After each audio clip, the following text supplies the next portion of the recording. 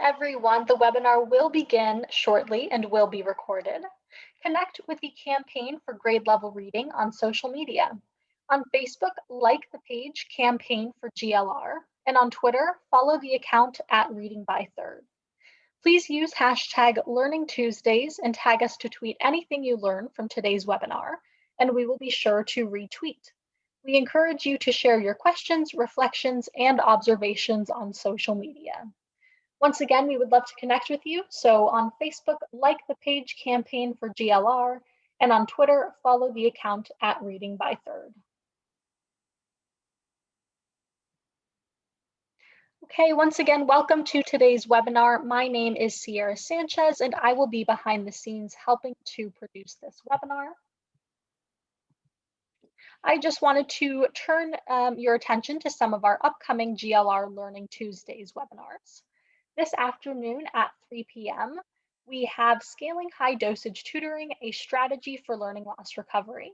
On December 8th at 12:30, we have Change Happens at the Speed of Trust, Building a Regional Movement. This Crucible of Practice Salon session will focus on the work and the lessons from the Suncoast Campaign for Grade Level Reading.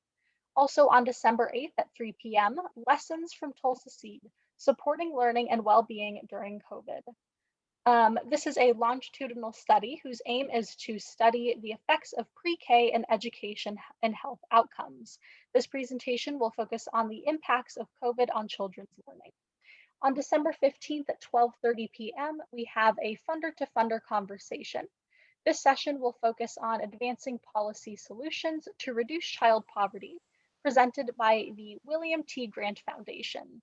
And also on December 15th at 3 p.m., our last webinar of the year, we have Scaling Playful Learning, How Civic Infrastructure Can Support Our Youngest Learners.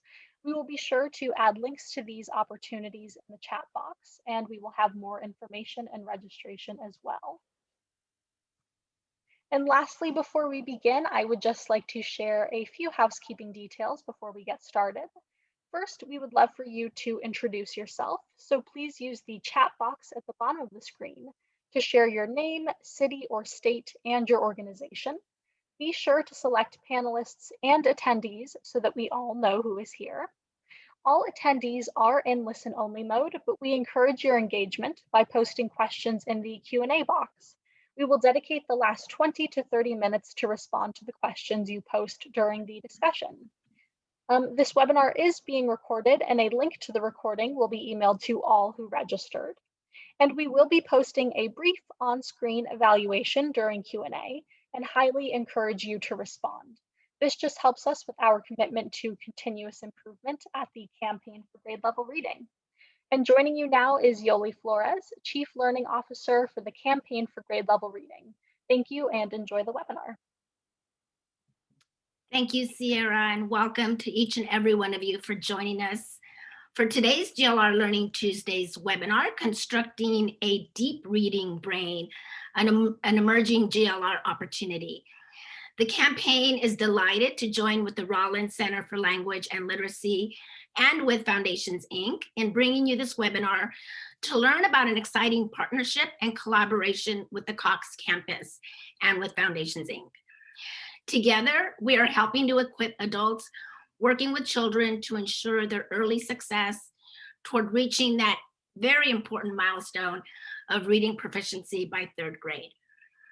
We're excited to share with you this opportunity beginning in 4 states, Arizona, Colorado, Maryland, and North Carolina, an opportunity that we believe has the potential to transform the field. So without further delay, I am pleased to introduce and welcome Dr. Ryan Lee James, who will moderate and lead this conversation. So just a little bit about Ryan. Dr. Ryan Lee James is an ASHA certified speech language pathologist and published author with expertise in language development, language disorders, and literacy in the context of linguistic differences and socioeconomic disadvantage. In her current role as the director of the Rollins Center for Language and Literacy at the Atlanta Speech School, Dr. Lee James is responsible for working collaboratively with community-based organizations and key stakeholders to impact language and literacy achievement for our most vulnerable children. Before joining the team at the Atlanta Speech School, Dr. Lee James had the privilege of training and mentoring graduate level speech language pathologists as a member of the Communication Sciences and Disorders faculty at Adelphi University in New York. So with that, Ryan, welcome. Thanks for being our moderator today. We look forward to the conversation. Thanks, Yoli. Welcome everyone to this webinar. We're really grateful on behalf of the Rollins Center at the Atlanta Speech School to welcome all of you to this webinar this afternoon. I have the privilege of being with my colleagues today, who I'm so excited to introduce. But before we get started, I'm going to give a little background on the Rollins Center at the Atlanta Speech School. Thank you so much, Sierra. So just to lay the context a bit, who we are at the Atlanta Speech School. So the Atlanta Speech School is comprised of essentially 6 departments. 4 are actual schools that serve children in-house. We also have a very robust speech, language, and hearing clinic that services the surrounding community. The Rollins Center for Language and Literacy is a part of the Atlanta Speech School, and the Rollins Center really started as our professional learning arm. But since the inception of the Rollins Center, we've expanded to include a focus on all child-facing professionals, including families. And this slide just indicates our belief and what we know to be true, that all children and families should have access to literacy, regardless of race, ethnicity, or zip code. And we'll talk a little more about our mission. Through our online Cox campus, we have reached over 130,000 members at this point. As of yesterday, actually, this data was updated. Majority of our audience is teachers, but we're also, again, reaching families across the US and in 55 countries.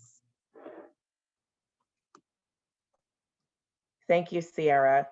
And so talking a little bit more about who we are at the Rollins Center. So our 4 schools that we have on site at the Atlanta Speech School serve children with differences in their ability in their hearing, differences in their learning. And the speech school is really, we like to think of the speech school as, as the equivalent of a teaching hospital. All schools at the speech school, including the clinic, are really responsible for taking the latest research in science and implementing that in our classrooms and across the entire speech school. So what we do at the Rollins Center is synthesize the research on language and literacy and make this science and best practice accessible to teachers, families, and other child-facing professionals. You can keep going, Sierra. Thank you so much. So the illiteracy crisis that we are facing in this country is longstanding. What is the illiteracy crisis? The way that we talk about the illiteracy crisis at the Rollins Center is really surrounding lack of access for teachers, lack of access for families, and lack of access for children. What do I mean by lack of access? Well, for teachers, that lack of access can look like not having access to evidence-based practices, not having access to the most up-to-date science and methodology for teaching language and reading in their classrooms. What does lack of access for families mean? Well, we've seen from research that families lack access to information and knowledge, which really impacts their ability to advocate for their child or for their children, not really understanding the expectations and the rights that families have to be demanding of their educational institutions. Subsequently, this lack of access affects children, meaning that children do not get access to evidence-based assessment, evidence-based intervention, and evidence-based teaching methods in their classroom. Of course, the reason for this lack of access is rooted in systematic injustice that has persisted for centuries. So if you take a look at this data on the screen, it is clear that our African American children, our Hispanic children, and children who are eligible for free and reduced price lunch are disproportionately impacted when it comes to the illiteracy crisis. If you look at the national data for African American and Hispanic children, only 18 and 23% respectively are reading on grade level by fourth grade. So I think earlier in the presentation, Yoli mentioned reading on grade level by third grade. We know from practices in schools that many of our elementary schools are not teaching explicit or structured literacy at all, and certainly not beyond third grade. But why? Given that this data shows that even in fourth grade, our children are not able to read proficiently. So this national data on the screen really shows how our African American, Hispanic, and our children who are eligible for free and reduced price lunch are impacted by this illiteracy crisis. To add insult to injury, these populations are underrepresented in special education in the categories of speech language impairment and learning disabilities, categories that would get them access to reading intervention. This is in part due to exclusionary criteria and language included in the reauthorization of IDEA that essentially says that children, if their differences in learning can be attributed to culture, race, socioeconomic status, then they do not qualify for services under federal law. So this means that our most vulnerable children don't have access to quality tier 1 instruction and less likely to get services that they are entitled to by law.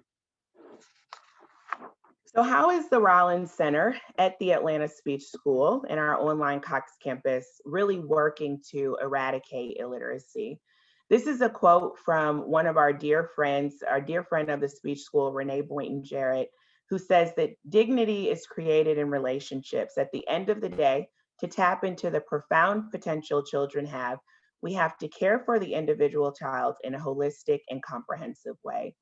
So what we are doing, all of the work at the Atlanta Speech School and the Rollins Center is really grounded in starting with the relationships between parent and child, the relationships between caregiver and healthcare provider or caregiver and educator, and then also the relationships in the community as the starting point, making sure that children feel safe and trusted before we can even begin to tap into their potential, before we can even begin to explicitly instruct in a structured literacy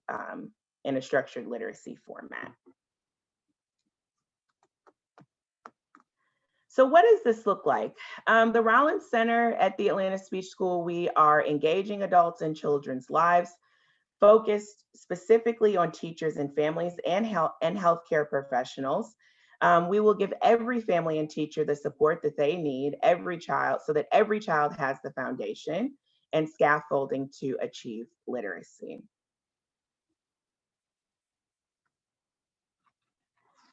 Thank you again, Sierra. So I'm going to talk a little bit about this slide, and then I'm going to introduce my colleagues who are going to talk more in depth about each of these areas. So this is a slide that we sort of use to conceptualize our work at the Rollins Center and at the Speech School. And we think about all of this work as occurring along a continuum. And so we know that very early on, when babies are in their third trimester, still in utero, that auditory recognition is beginning to develop. And babies very early on are making connection between speech sound or making connection between sound and spoken language. As time goes on in the birth to 5 space, children are learning language in their environment, in context, implicitly, just through interaction with their caregivers, interaction with teachers or educators in their environment. And so we're not really sitting down and explicitly teaching rules of language that we might, as we start to do in kindergarten. Babies and children learn syntactic rules, vocabulary, language comprehension, all in context. By preschool and pre-K, we're slightly more explicitly focused on teaching the sounds of English or the sounds of the child's language, because we know that these early language, oral language, and emergent literacy skills will become critical in kindergarten through third grade when they are learning how to read. Language is innate, reading is not. And so it's critical that when children enter kindergarten, they have a strong language foundation so that when teachers begin explicitly teaching orthographic rules, phonological awareness, phonics, that all of those skills that children are learning in kindergarten through third grade are able to map on to oral language skills. And so the information that is included on this slide really governs how we sort of see this work, that all of this happens along a continuum, that children are developing and honing their oral language skills early on in life, that teachers then take that oral language in kindergarten through third grade, explicitly teach reading, and third grade and beyond, we're focused on deep reading comprehension. Children are really understanding what they read, applying it to their own life and in different contexts. So my colleagues today from the Rollins Center are going to talk more explicitly in these different areas about how we are working to eradicate illiteracy through our online Cox campus.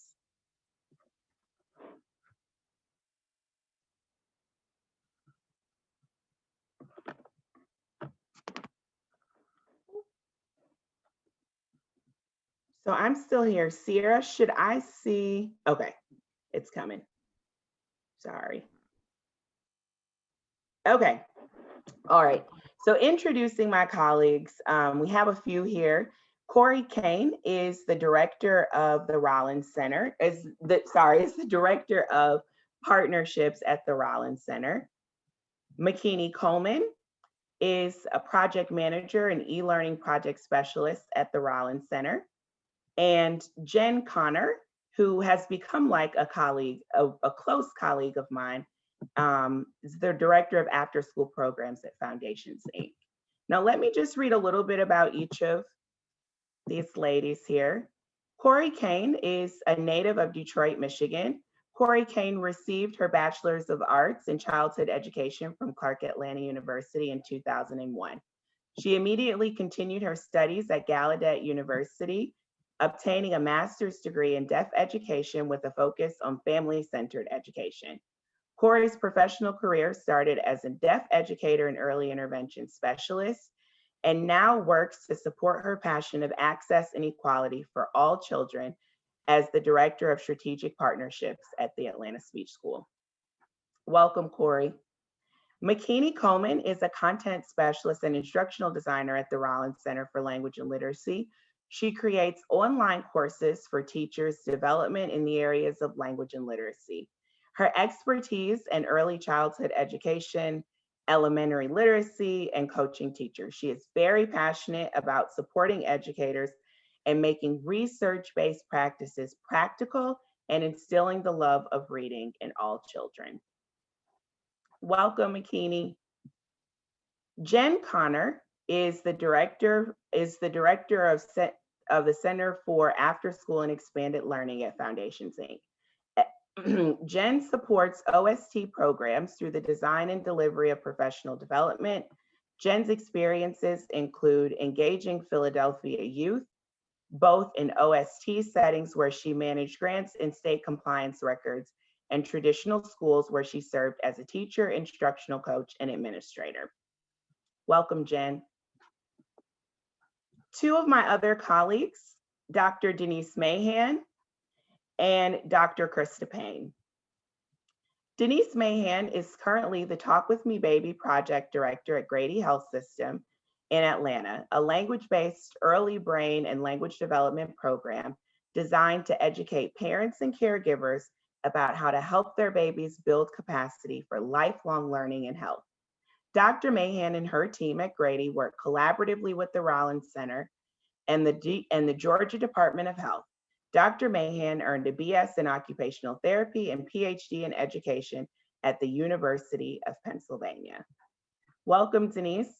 And last but not least, Rollins' very own Director of Public Health, Dr. Krista Payne.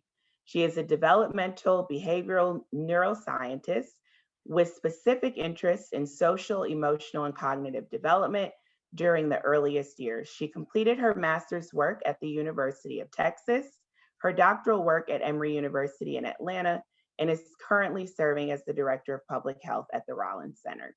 In this role, Krista supports several early brain initiatives, including Talk With Me Baby, a multifaceted effort to provide families and workforces with the knowledge, skill, and support they need to foster healthy brain development for all babies.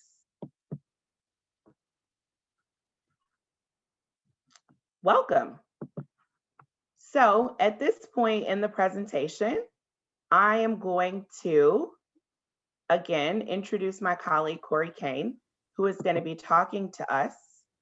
Introduce my colleagues, Dr. Krista Payne and Denise Mahan, who are going to start at the very earliest point of the continuum, prenatal through infant supports, the preparation phase. Wonderful. Thank you, Ryan. I'm really excited to be with you today. Hey, Krista. Yeah. So before you guys get started, I have a question for you. Thinking about the work that you've been engaged in over the entirety of your career, but also most recently at the Rollins Center as the Director of Public Health, what's happening before you talk to us about Talk With Me Baby, can you sort of lay the foundation a little bit more for what's happening in the developing brain while the baby is still in utero, and what role caregivers should play in early brain construction? You bet. So much is happening in the brain of infants and toddlers, and healthy brain development begins prenatally. The brain is developing, neurons are connecting, and in the last trimester, you actually start seeing some of the pathways that support sensory integration and just the senses in general, auditory in particular, become functional. And after birth, we're seeing from the point of birth that in the first 3 years of life, a baby's brain grows to 80 to 85% of the size of the adult brain, which astounds me all the time, especially when you think about how long does it take a child to grow to 80 to 85% of their height, their adult height. We're talking 11, 12, some late bloomers, maybe 13, 14 years. And the brain does that in the first 3 years of life. It just is absolutely astounding. And the reason for that isn't that the brain is getting bigger. It's not just the brain is getting bigger. So what you'll see in the next slide is that babies are born with 100 billion neurons, give or take, a few million or billion. The number of neurons, if for those that are up to date on their neuroscience of adult anatomy, adults have roughly 100 billion neurons in their brains. And so they're not gaining more neurons, but what they're doing is connecting and wiring those neurons, because in order for the brain to coordinate all activities, whether it's walking, talking, reading, learning language, any of that, the neurons have to talk with each other. They have to communicate to each other. And so they form what's called synapses, those links between neurons. And so you can see in this graphic just how dense the neurons connections become over the first couple of years of life. The number of neurons may not change drastically, but the number of connections, the highways, the communication pathways between those neurons do increase. And that synapse formation is dependent upon baby's experiences, which is exactly what we want, as we want to be able to learn these skills. And this is why babies are born able to discern all the sounds of all the languages, but through their experience with their home language, whether that's English, Amharic, or Spanish, they begin to specialize in the neurons and the connections that really drive home and support the use and distinction of their particular language are strengthened. And the ones that perhaps are supporting other sounds not included in their language, they fall off, they die off, which is completely normal because we want very efficient brains. We want brains that are processing information quickly. And so babies need input. Well, the number one input that parents can provide is through their interactions. And as we look at the next slide, you'll see that they need them to thrive. And we actually have a term that we have created for this, or that experts have. It's language nutrition. So just like a child needs the right amount of food nutrition for their body to grow, their brains need the right amount of language nutrition. They need interaction, they need engagement. And so that's what parents can do. That's the best thing parents can do, is provide that engagement. And just like the quality of our food nutrition matters, so does the quality of our language nutrition. And having lots of conversations back and forth, responsive interactions, the asking questions, giving them space to respond, serve and return. That is absolutely the best thing that parents can do for their child in these first early years, these first 3 years of life. And Talk With Me Baby is a collaborative that has grown from this simple concept. This idea that parents need to engage with their babies. They need to nourish their babies with language. And one of the things that Georgia has been able to do is start to build out this collective, this collaborative, a statewide ecosystem of Talk With Me Baby, where we have represented in the next slide the different areas that families are engaging with professionals to receive some coaching on how to be that best conversational partner, how to help support their child's development. And not only their social and emotional development, their brain development, and prepare their brains and their lives for language and literacy. And each one of these circles here represents a touch point that Talk With Me Baby as a collective are engaging with families.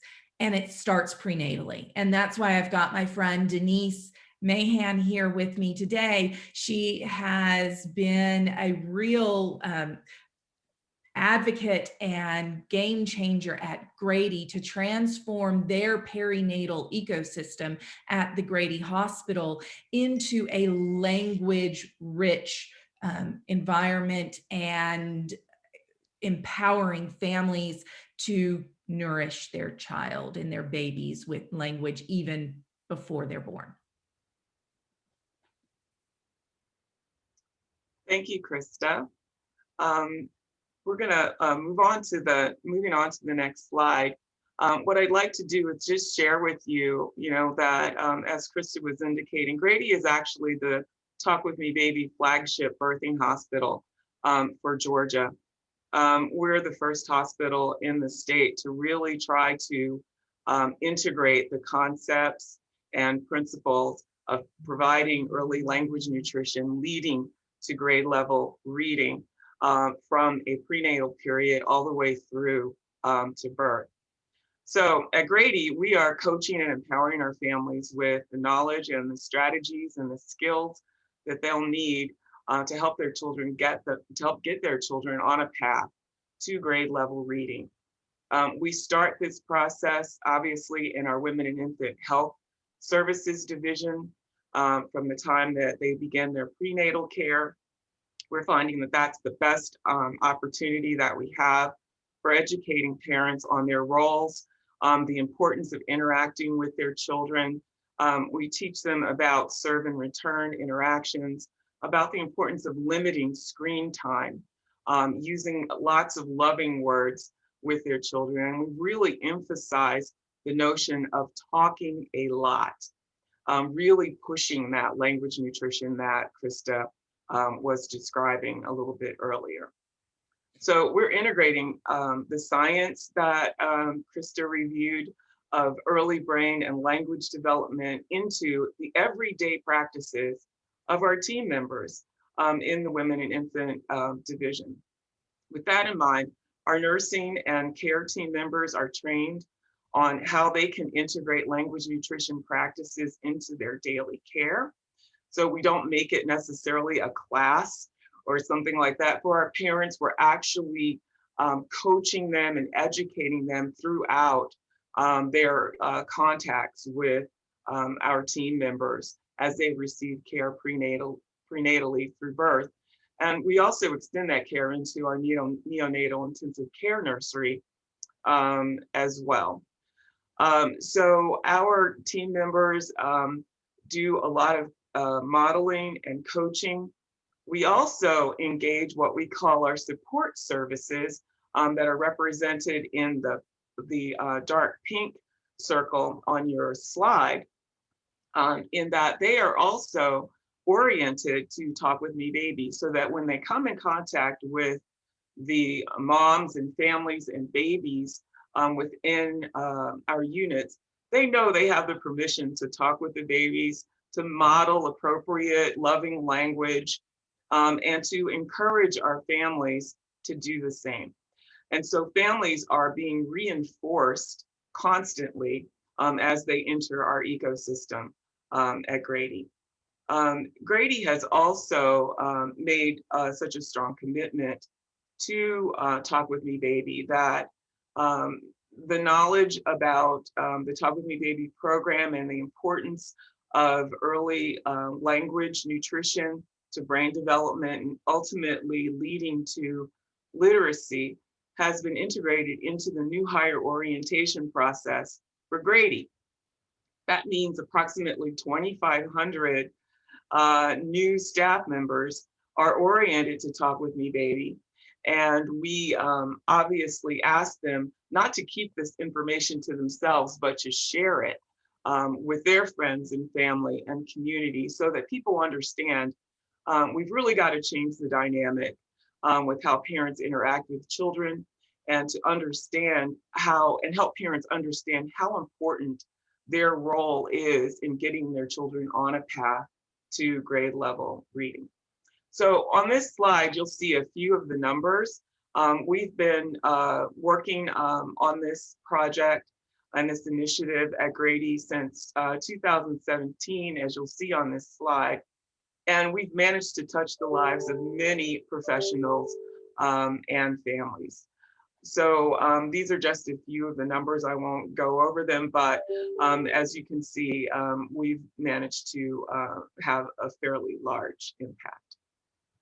Yeah, and one of the things that I love, Denise, is that we've been at Grady long enough that we're starting to get families that received, this is their second child or third child within Talk With Me Baby. And so we get to hear those updates, and we get to hear the impact that the initial coaching has had and how it benefited all of their children. And it's just been fabulous in that, to really know that the families are able to take this coaching from these nurses and take that in their home and continue it beyond the hospital. So it's not just something that stays at Grady. It's not a program that just lives at Grady and then they're done. This is something that lives and breathes in everything the parents do after in all of their interactions with their children. And we are currently in the mode of developing the content, so online content on Cox campus that will allow all hospitals and all hospital staff to understand their role in building babies' brains, in preparing their brains for all learning, including language literacy and beyond, and also to help prepare, support our other staff in the hospital, the more clinical staff, to actually coach, to infuse coaching into their care for families at every opportunity, to make the most of those opportunities that they have with families. So we have 2 courses coming out early next year around to support this. Krista, thank you so much. I'm glad we got to this slide and just sort of synthesizing what you and Denise are saying. This is really about coaching parents, coaching the ecosystem, building the infrastructure at the hospital so that there is this ecosystem that's surrounding the family, surrounding the child from birth, all about giving the family access, all about ensuring a healthy start. So often we think about a healthy start being all related to physical health and nutrition. Krista introduced the term language nutrition, which is just as critical for the growing brain as food and milk, or breast milk for babies. And so should really highlight on this slide, and Jen Connor is going to talk about our partnership at the end and all about the Cox Campus Scale Out and what that means. But in the very near future, February, I think it's safe to say, early February, that these courses will be available on Cox Campus for healthcare providers, for hospitals to be able to take what Grady did and implement it in their setting, right? Yes, that's the, these will be the first pieces of other hospitals being able to build out and integrate language nutrition and coaching into their perinatal services. Awesome. Thank you. Thank you so much, Denise and Krista. If you all have questions for Denise and Krista regarding Talk With Me Baby and all that they shared, please put those questions in the Q&A box or in the chat, and we will be sure to get to those at the end. Thank you guys so much. Thank you, Ryan. Now, introducing again Corey Kane, who is the Director of Strategic Partnerships at the Rollins Center. Corey is going to be talking to us about another stage of the preparation phase, as we're thinking about the education and development of toddlers and children in preschool and pre-K. So Corey, before you get started and dive in, I wanted you to sort of lay the context as a person who started their career as an early interventionist and deaf educator. Can you share with this group why preschool and pre-K are considered really critical years in early childhood education? Sure. So you all just learned from Krista, and I'm sure I've seen some of our colleagues across the state of Georgia and nation that are deep in this work. And what Krista mentioned is the importance of the first 3 years of life and how a child's brain really develops over that time. And so having quality interactions with adults in these first 5 years is critical to helping to support families as they support children, laying the foundation for their later trajectory in school and life. And so I want to share a little bit about our work. It is our most seasoned work in the Rollins Center in terms of Cox Campus. We really started as focused solely on teacher professional development and quickly realized that the need to engage teachers, instructional leaders, child-facing professionals, as you heard in Krista's part of the presentation, was critical to this because children live and breathe in an ecosystem of support, and not only within their households with their parents and their teachers. And so Cox Campus was developed to really support to build the skill, pedagogy, and knowledge of teachers, child-facing professionals, and families. And so there are multiple elements of Cox Campus that we want to share with you today. starting with our very robust and rich professional learning opportunities available on the campus. In a short while, I'll show you some of those. We'll go to the campus and walk through some of where you can find the courses and where some of the courses that will be housed that Krista mentioned. The other place is that we really want teachers, professionals to be able to come to Cox campus, learn a skill, and apply it immediately to their daily routines, their instructional practices. So it really is not just around the philosophy or the science, but really the application of that science is where Cox campus sits to help support teachers and professionals and families in the eradication of illiteracy. So I'm going to share the campus with you. But the other thing that we know from research is that when teachers and families make their practice visible and connect with experts and others doing this work, that it really changes practice. And so on Cox campus, we've created a community where that 133,000 professionals, teachers, families who are members of the Cox campus can come together, dialogue about what they're doing, ask questions, get answers, engage with experts, but also peers. And so if we go to the next slide, I want to talk a little bit about the family portion. So again, we started Cox campus solely focused on the professional and quickly realized, especially during this pandemic, that we needed to pivot to be flexible and meet the growing needs of families in this space.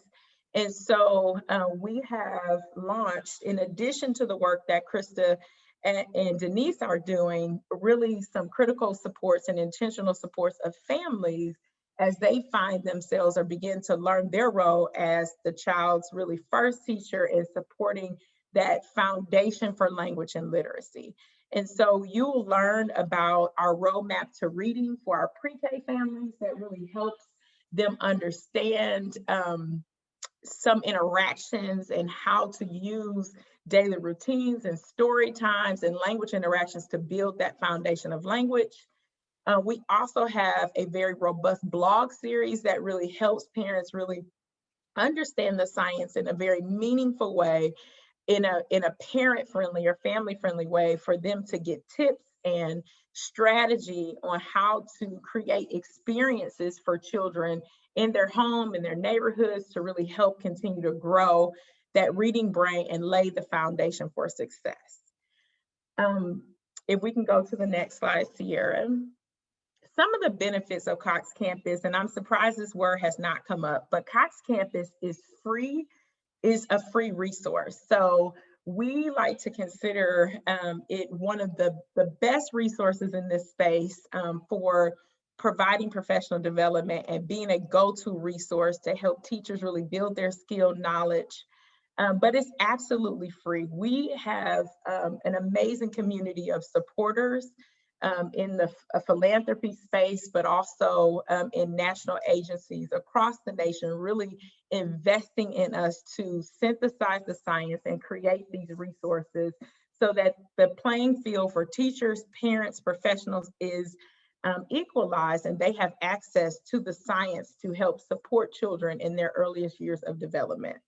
One of the other goals of Cox campus is to really curriculum-proof teachers and instructional leaders. And we really focus on laying the foundation around the skill and knowledge to be intentional in that development. So you saw the continuum of development, and our job is to really help support teachers and leaders and families along that journey. One of the other things that we've been able to do is provide state-approved credit for those who take courses on Cox campus in Georgia and Alabama. And we are in the process of submitting application to provide CEUs across the state through IASET. So when we open up for question and answers, we are happy. I saw some of our colleagues that we have met through our conversations at Bill from Las Vegas and other places that we have engaged with prior to. We are happy to entertain conversations with the departments of education across the state to be able to be a provider of your state approved credit. So we will give you ways to contact us to to continue those conversations. But I want to walk through Cox Campus a little bit. I think it helps just to kind of put things into perspective. So if I could share my screen. Corey, I just have to, I saw Yoli put in the chat and have to reiterate, oh my gosh, yes, Cox Campus is a totally free resource, free for everyone. And I think towards the end in Jen Connor's piece, she'll show the screen of how to create a Cox Campus account. Yep. Someone said it feels like Christmas. I think I have to agree. Yes. Yes. So this is Cox Campus. When you log onto campus, again, it takes about 30 seconds to create a sign-in.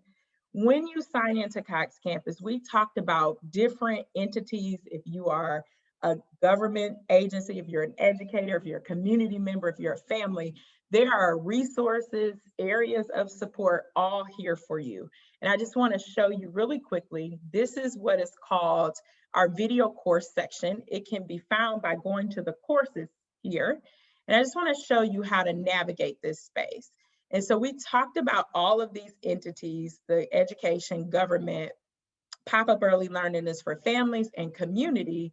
We have kind of tracked out those courses based on how you come to us.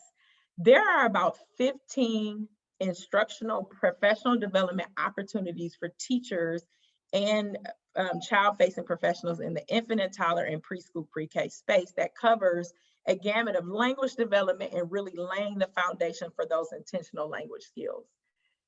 So for those professionals, there's also a resource center that has videos, story guides, tip sheets, strategy sheets that you can come here and sort by age group. So if you're a professional that are specific, or a parent or a family that only wants infant and toddler information, you can filter your search in our resources by age group. One of the exciting things is the community of practice that we talked about, and I just want to share with you what that looks like. There's a section for general for those professionals.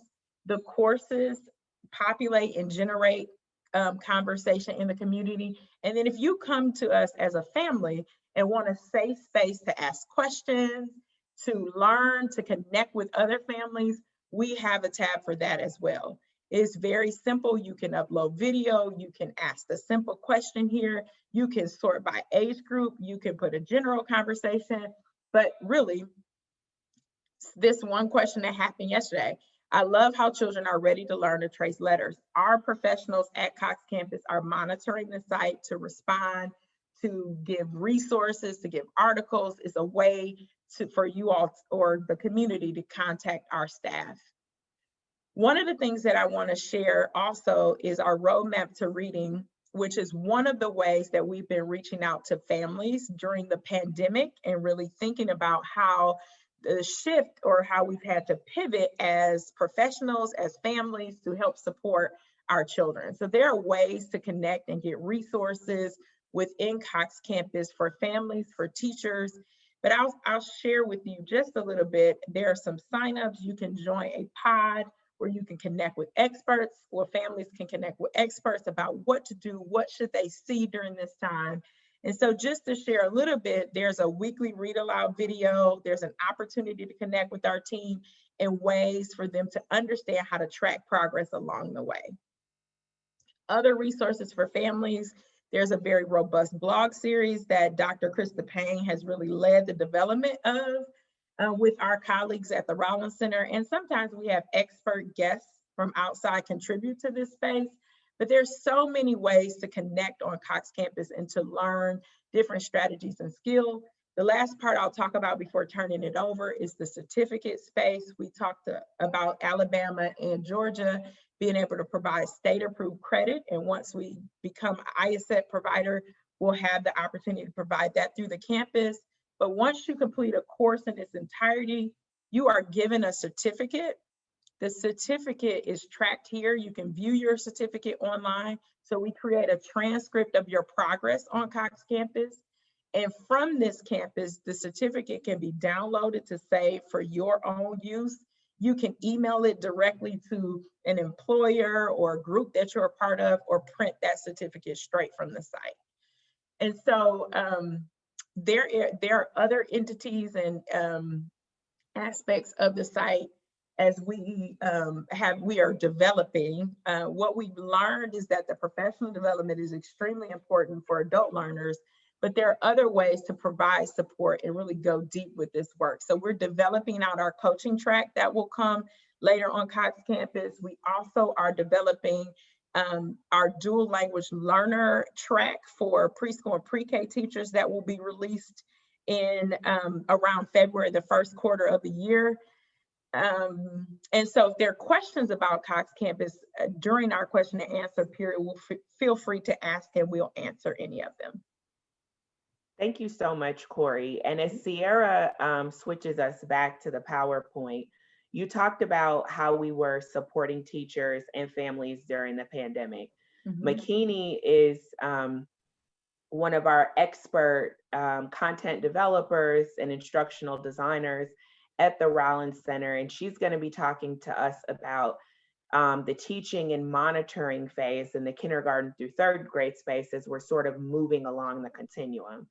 McKinney, and just to sort of kick you off, building on what Corey was discussing, can you talk a little bit about some of the challenges that you know our teachers and our students are facing right now during the pandemic?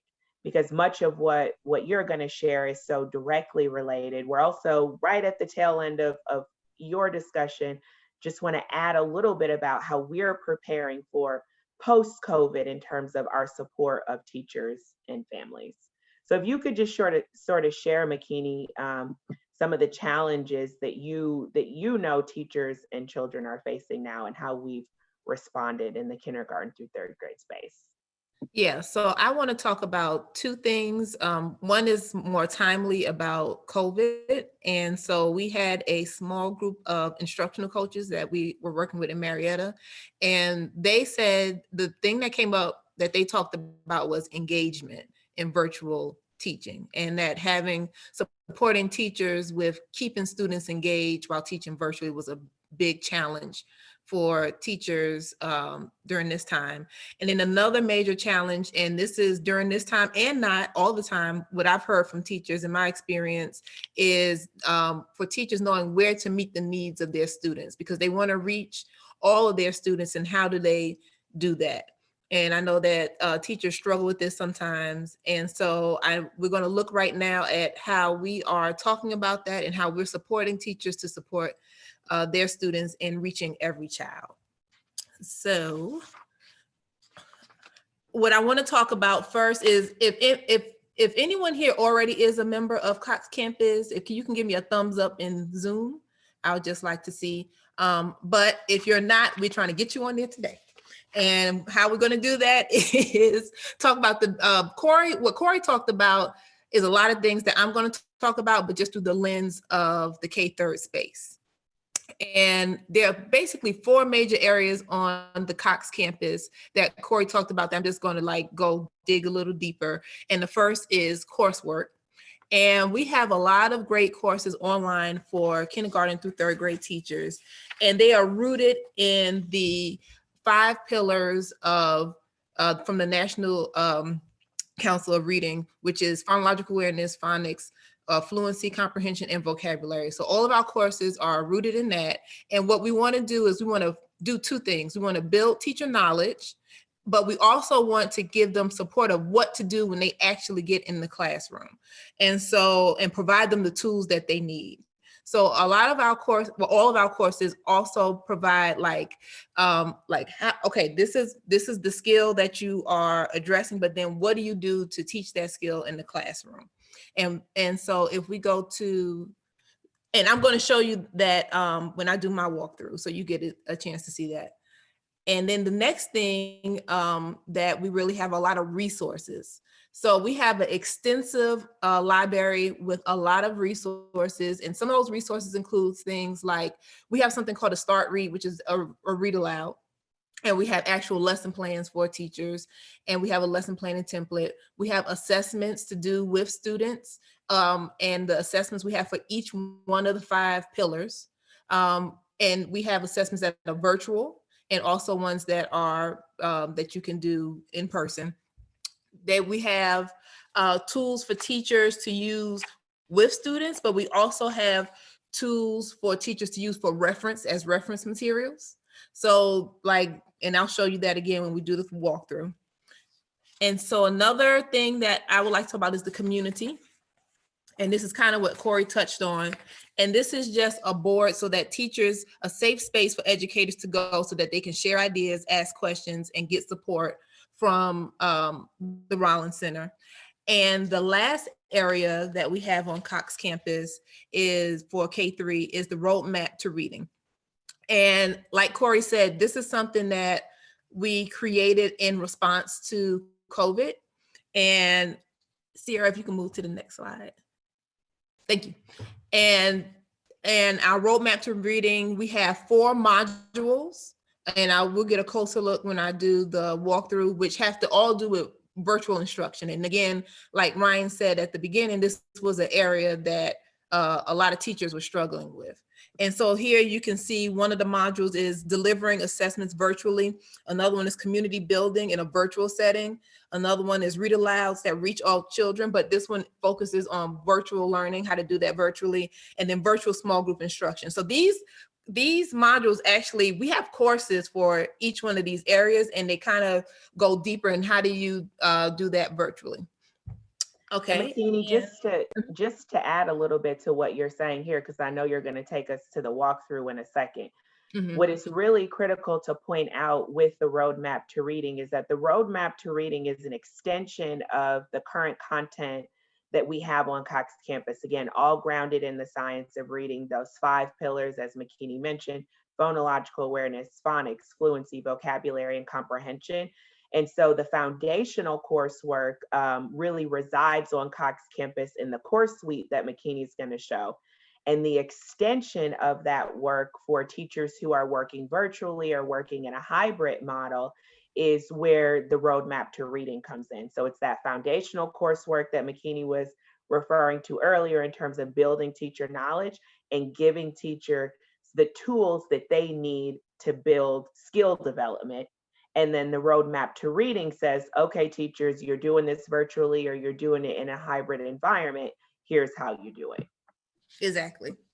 And so I'm going to go ahead and transition now to share on Cox campus what this looks like. But while we transition over, I would like for you in the comments just to mention, like, what was your favorite part of what you saw? Did you really like the courses, the resources? Are you most excited about the community or the roadmap to reading?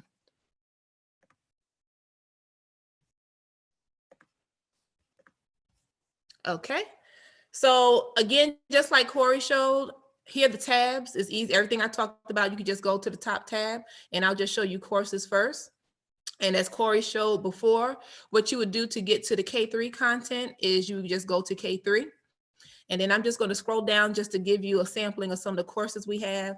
So you'll see assessing our students, like Ryan was saying, like that's the main course. We have classroom ecosystem, literacy workstations, read aloud, small group instruction. So that's just some of the courses that you can see. And if you click on a course, this is our latest one, you'll see the courses are made up of lessons and then they have steps. And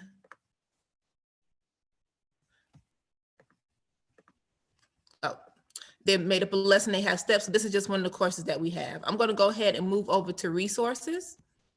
And as Corey showed before, I'm going to, oh, it just loaded up. That's part of the course. That's one of our lovely facilitators, Yvette. Okay, now if you go to the resource library and then you go to K3. And then let's say I want to look at read aloud, the K3 Start Read Aloud resources. So you see here, I filtered by the grade level and also filtered by the strategy. And then you will see all the resources. Teachers will see all the resources that they need to actually implement this in their classroom. And I'm going to go over to community now. And just like Corey showed before, you can go ahead and filter. So I'm going to filter by age group K3. And then you will see, again, discussions, posts, questions from teachers in the K-3 space. And then the last thing I'm going to look at is roadmap to reading.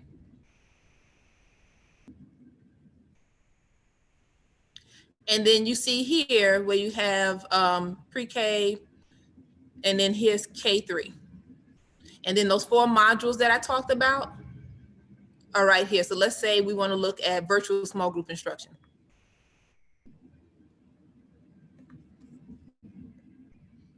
Okay, you see here lesson plans for exemplar small group slides that teachers can use with their students and resources. Okay, and just more information. So again, that is real easy to surf through and find what you need specific to kindergarten and 3rd grade. Thank you so much, McKinney. I think it's safe to say that our theme across all of our Rollins contributors is really access. So the Cox campus is a free resource.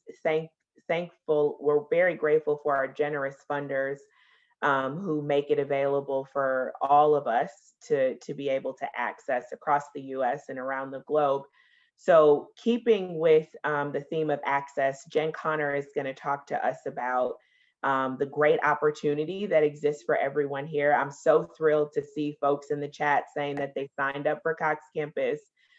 Just want to say that we are happy, anybody on our team, we're happy to get to know you better. Please reach out to us. Let us know if we can be helpful in walking you through.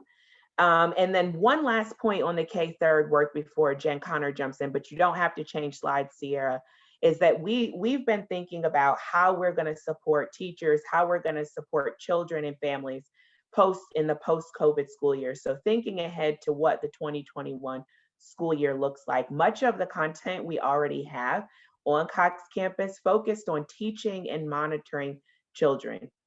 McKinney showed a little bit of the assessment bundle.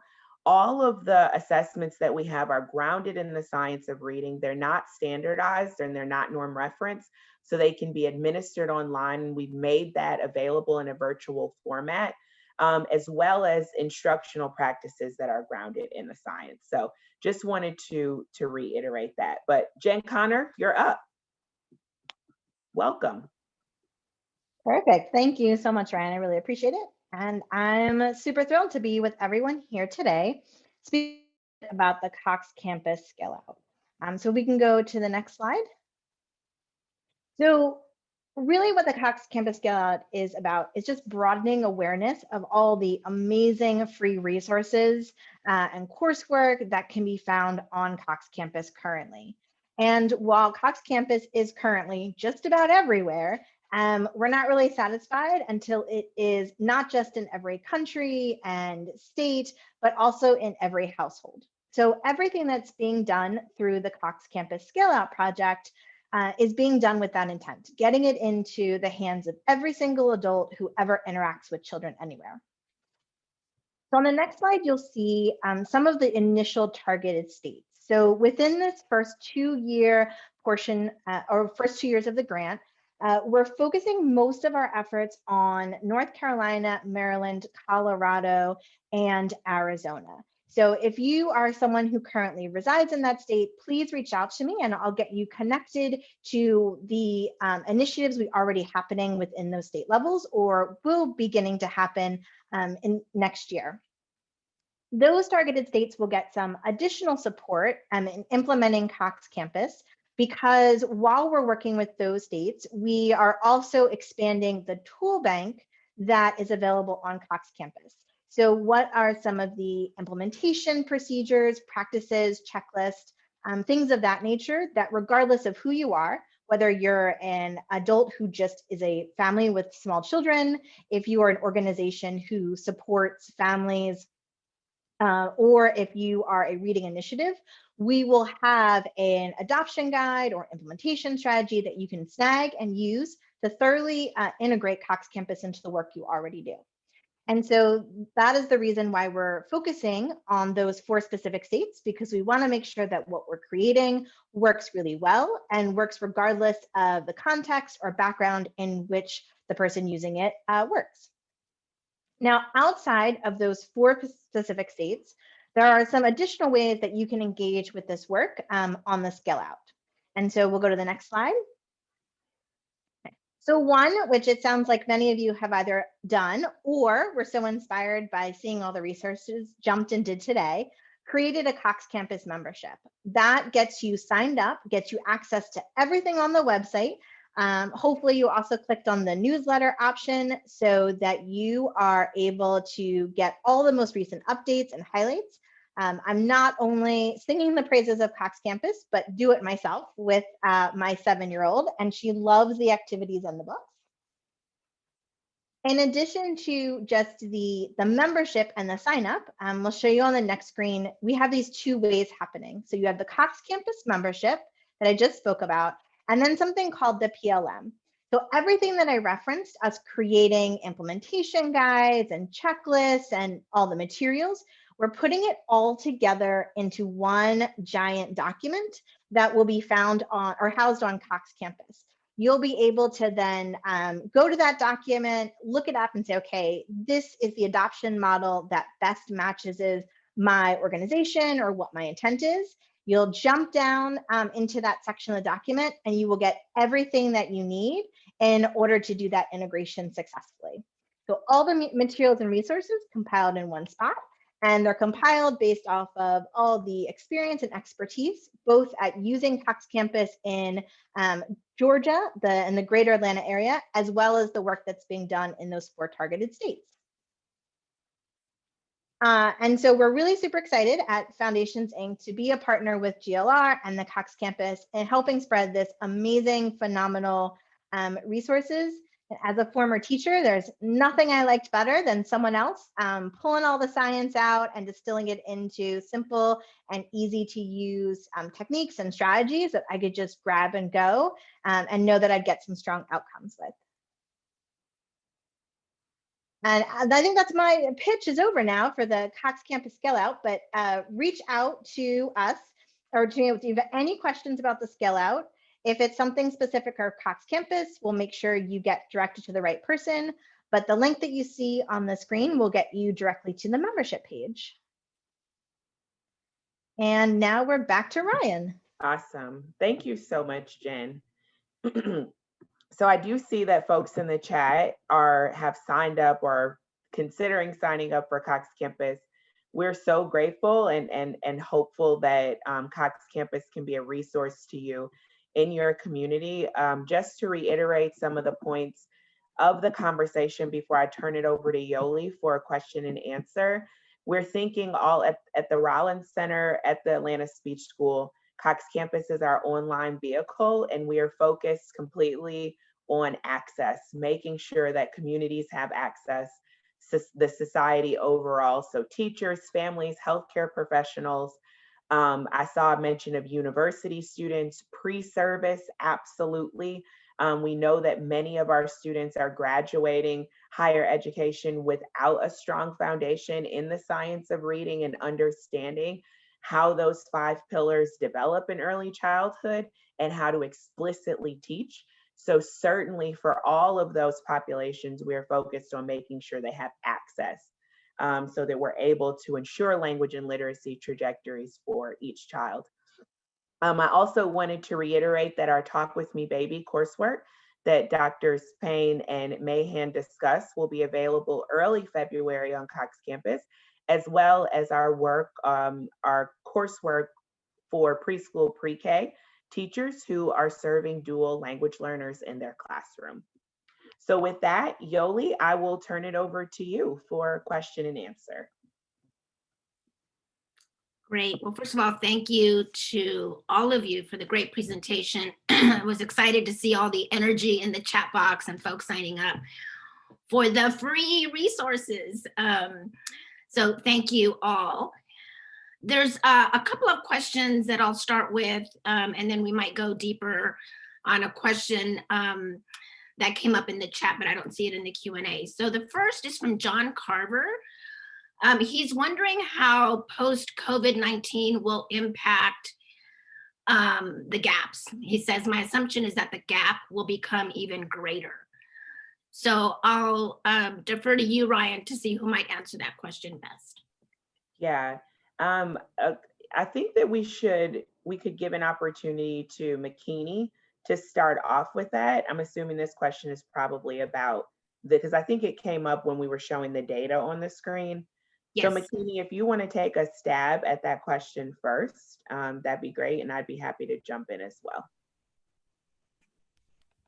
Okay, so I can explain it through the lens of, again, you probably heard the background. I used to be a teacher and also a reading instructional coach. So when I hear that word, I think about what is it that students need to help them to get to another point. So I think about and that's why we have really focused on something that we have called the drill down of assessments to see specifically what needs do students have, because a lot of times what we found is that a lot of assessments that are given in school, sometimes it's very general and it doesn't get to because you can say, oh, there's a gap, right? But what does that really mean? What specific skills do students need support in? And how do we look at it, flip it on its head and not say, oh, well, they have a deficiency. No, don't look at it like that, but okay, what can we, now that we know what they need support in, what can we do? How do we figure it out first? And then what can we do to support them in that area? Because sometimes, again, you hear a lot of people say, well, my child can't read. Or teachers say, my child can't read. Well, what does that really mean? What do they need help in phonics? Or can they read fluently, but they can't, if you ask a question, can they respond to the question? So I think we have to look really close. I don't know if that's answering your question. I don't know if I'm going on and on. But no, it's good. When I hear the word gap, it's okay, well, what specifically, how do we differentiate instruction to meet the needs of individual students? Absolutely. And so we have tools on Cox. So let's be more precise and intentional. Right. About where exactly those gaps might be. Right. Krista, did you want to add to that? Yeah, I just wanted to add that this really highlights and emphasizes the need to have a true partnership between educators and family members, as well as healthcare providers. There are sets of pandemic-proof strategies that families can be using in their home to support in-home learning, as well as McKinney pointed out, very specific assessments that can be done both in person and virtually to assess what the specific needs of particular families and children are. It really does speak to a need for equity and universality in our approaches and strategies, and making sure that all families are equipped and empowered and able to help develop language and literacy skills outside of the school setting. We cannot just rely on teachers to educate these skills, to provide these skills to our children. We must, as family members, educate ourselves on how to support their learning even in this COVID time. What I was going to say, Ryan, is that I think, I forgot who asked the question. I think it was John. I think that there are some research indicators that will predict a gap when things potentially return to normal. And I think my colleagues, Krista and McKinney, are really sharing how we at Cox Campus have pivoted to meet that need. One, to, help build that skill in families to be actively, intentionally supporting this space, but also what McKinney shared a lot of was how we have always had resources on the campus for teachers to build skill and knowledge. But what we've been able to do through our support of our funders is really pivot to really meet the need that has been created by COVID. And that is how to teach in a virtual space, how to create community, how to continue to get the information you need to intentionally instruct students in the classroom or in the virtual classroom through those assessments and resources that Makini and her team and colleagues have really intentionally created to provide support for families. And so there are indications that if you don't have an intentional support at home and through your virtual learning, that gaps can persist. But one of our goals has always, as a partner, as a resource, is to aid in the eradication of illiteracy. And so we've been able to pivot to be a stabilizing force during COVID to really bring the needed resources and supports to teachers and families as they find themselves navigating this new space. Great, thank you, Corey. And I will say this is why the campaign was and continues to be so appreciative of this partnership with Cox Rollins, Atlanta Speech School, and with foundations, because John, it's not just your assumption that the gap will become greater. It is the truth.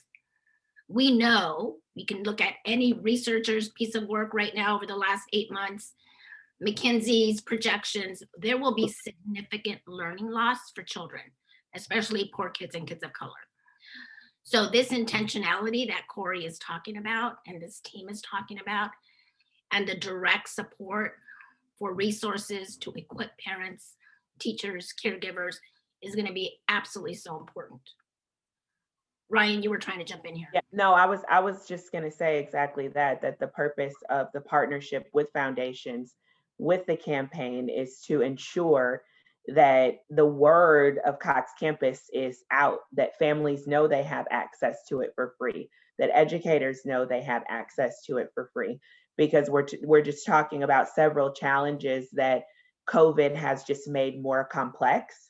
Before COVID, we weren't necessarily using the science of language and reading to drive our instructional practices.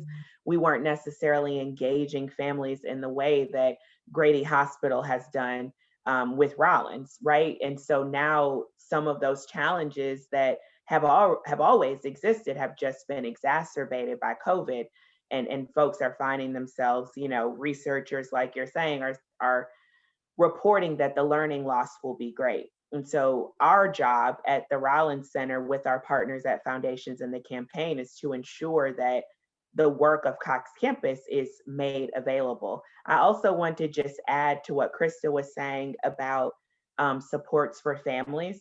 We have tried to be very intentional about the support that we put on Cox Campus for families. We are very clear that families are not teachers. They're put in a position maybe to support and teach, but families in many cases are not teachers. If you're not, an educator by training, you really don't have an idea. So we've tried to be really cognizant and intentional about the work that we put, the resources that we put on Cox Campus for families, that they are user-friendly and doable, so that families can feel successful when they're using them with their children. That's a great reminder. Thank you, Ryan.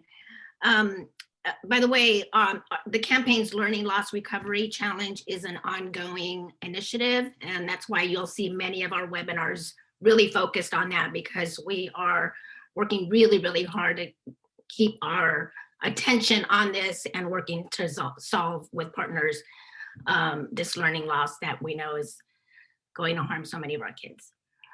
Jen, I'm going to bring you in. There's a great question about how folks can get involved if they're not one of the 4 states in terms of the Cox Campus scale out. What advice would you have? Yeah, so I am actually going to put my email address in the link right now. So if you have any specific questions about what is happening near your state or with a similar organization, I'll be happy to connect you with that information. If there is something specific to Cox Campus you have a question about, I'll get you connected to the right person. But outside of that, as long as you've gone and you've signed up today, you'll get all the notifications for all the materials, the learnings that have come about through the Scale Out project will eventually go through and come out through the Cox Campus newsletter, as well as the Foundation's newsletter. So you'll make sure that by signing up, you'll make sure that you have access to all the information, all the new goodies that'll just enhance your using of Cox Campus. And Jen, Jen, would you share? Oh, I'm sorry, Yoli. Jen, no, would you just share again the piece? Not necessarily put the slide back up, Sierra, but just share the piece about the PLM that's going to be on Cox campus, because I think that question sort of popped up when you were talking about that. Yeah, of course. So the PLM, and I will be honest, the name is still up in the air, but it sounds for a professional learning model. And what that is going to do is outline all the different ways that you can adopt Cox Campus. So again, if you are an organization that supports families, that might look, your adoption will look a little bit different than you're an organization that has that works in hospitals or has a reading initiative. So we're compiling all the work that's being done with organizations through Cox Campus, and we're putting it into this adoption model so that you can snag the one that best fits your context, and then use all the resources there to then adopt and integrate Cox Campus into the work that you're already doing. Jen, can you say a little bit about how we started with these 4 states? And I did see somebody's concern in the chat about using the word targeting. I don't think we were using that word in any demeaning way at all, but maybe you can say how we got to these 4 states, and then maybe our aspirations for above and beyond that. Yeah, and it's providing an additional support. So there's already a lot of work that's happening in Cox Campus with organizations in and around the greater Atlanta area, as well as some work happening in Alabama. And really what we're doing is replicating. As we're replicating, we're creating the systems and the structures to support that replication. So again, anybody who wants to integrate or implement any form of Cox Campus can do it easily and doesn't need a lot of extra support, requiring minimal additional staffing or hours or funding. And so by working with those 4 states, it gives us an opportunity to try out all of these resources and make sure they work and work really well. And then the 4 states were actually chosen through a pretty rigorous process. We reviewed all 50 states on 4 different criteria, created the craziest, biggest rubric you've ever seen, full of tons of data, and then looked at it through different perspectives. So number of individuals who have children, number of children birth to 3, 3 to 5, and on, initiatives, what's happening there. And then looked across all that information and said, okay, what is going to give us the biggest bang for our buck? So by picking the 4 states we did, they all had very distinctly different things happening in different contexts and structures, so that we could try the most of the adoption models as possible before that we did an official launch and put them out for everybody to use. Great, thank you for that, Jen. I think that helps clarify. Ryan, I'm going to turn it back to you to see if you have some closing thoughts, or each of the panelists. We're getting close. We have about 7 more minutes. And while we do that, you all might see, those folks that are listening and on the webinar might see a poll pop up. That's just for you to give us feedback on today's webinar, part of our continuous improvement process. So you can fill that out while we're doing some closing remarks. So back to Ryan. Thank you, and thanks, Yoli. And I will just say one final thing to what Jen Connor added, that once the PLM, maybe different name to come, is added to Cox Campus, should really serve to support all states, as Jen was saying, with needing minimal support to implement Cox Campus in your setting. However, our Cox Campus team, the experts that you see on the screen from Rollins and many others, are certainly thrilled for you all to reach out.